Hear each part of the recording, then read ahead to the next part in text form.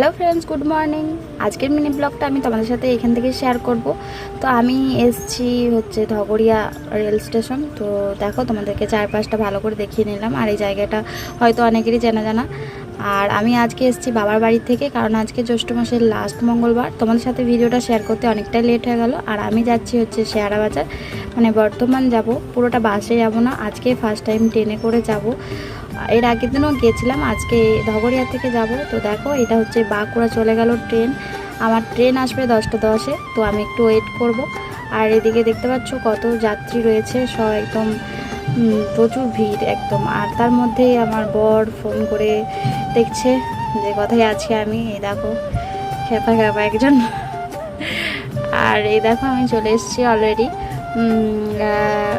পার্লারে। তো এই দেখো, এখানে ফেসিয়াল হবে, সেটাই দেখাচ্ছে। আর ফিরে চলে এসেছি, তোমার সাথে আর কিছু শেয়ার করা